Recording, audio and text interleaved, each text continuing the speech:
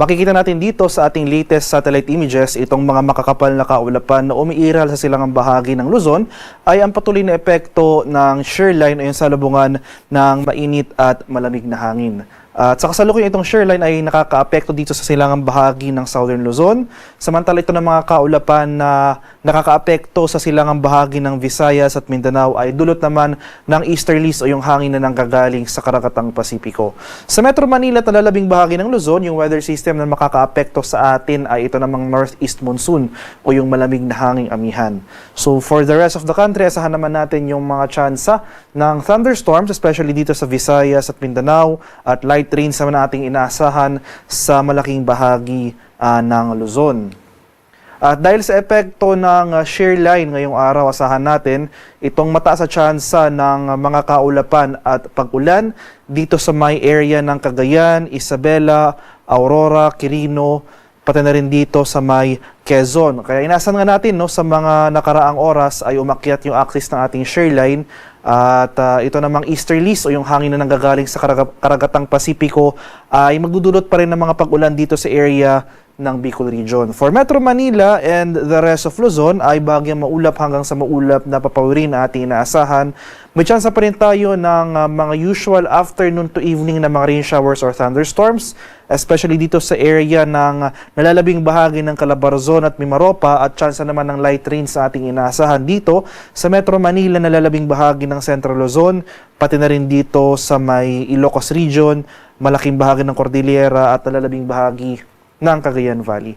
Kaya over the eastern section of Luzon, ito yung mga lugar na maapektuhan ng shear line at easterlies. Patuloy po tayong maging handa at alerto sa mga banta ng flooding at landslides, lalong-lalo na kung tuloy-tuloy yung pag-ulan na ating mararanasan. Sa areas naman ng Palawan, Visayas at sa Mindanao, dahil naman sa epekto ng easterlies, asahan na rin natin yung maulap na kalangitan at mataas sa tsansa ng pag-ulan dito sa area ng Eastern Visayas, Dinagat Islands at Surigao del Norte. Sa nalalabing bahagi naman ng Visayas, pati na rin dito sa Mindanao at Palawan, ay generally fair weather ang ating inaasahan, partly cloudy to cloudy skies, pero nandiyan pa rin yung mga tsansa ng mga biglaan at panandaliang pag-ulan na dulot ng thunderstorms. Sa kalagayan naman ating karagatan, sa kasalukuyan may gale warning pa rin tayo nakataas dito sa seaboards ng Ilocos Norte at ilang mga bayan ng Ilocos Sur. Kaya sa ating mga kababayang mangingisda at may mga maliliit na sasakyang pandagat over these areas, huwag po muna tayong pamalaot dahil makakaranas pa rin tayo ng maalong karagatan na dulot ng hanging amihan. At para naman sa ating weather outlook sa mga susunod na araw, dahil sa epekto ng shear line na patuloy ngang aakyat yung axis nito hanggang bukas. So bukas araw ng linggo, inaasahan natin na magdudulot pa rin ng mga kaulapan at pag-ulan itong shear line sa silangang bahagi ng Northern at Central Luzon. So sa malaking bahagi ng Cagayan Valley, pati na rin dito sa Aurora, possibly ito na rin northern portion ng Quezon, bukas araw ng linggo, asan pa rin natin yung mga pag-ulan na dulot ng shear line.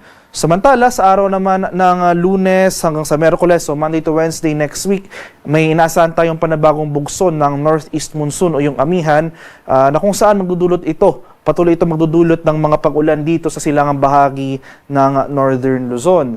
Samantala, ito namang eastern section ng Mindanao sa may Caraga at Davao Region ay posible rin tayong makaranas dyan ng mataas sa tsansa ng mga kaulapan at pag-ulan. Sa mga lugar ko pong di nabanggit so for Metro Manila at nalalabing bahagi ng ating bansa throughout the rest of the forecast period, generally fair weather ang ating inaasahan, pero magdala pa rin tayo lagi ng payong dahil nandyan pa rin yung mga tsansa, mataas pa rin yung mga tsansa ng thunderstorm activity, especially sa dakong hapon o sa gabi.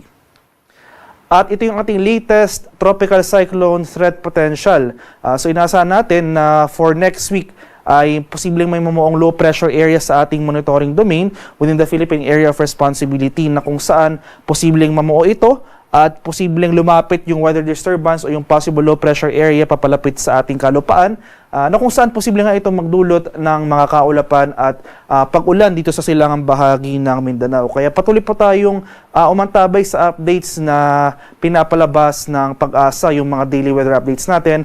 Kasi as of now, wala pa naman tayong monitor na low pressure area or anumang sama ng panahon. Pero by next week, inasan nga natin na possible may mamuong low pressure area dito sa vicinity ng ating Philippine Area of Responsibility.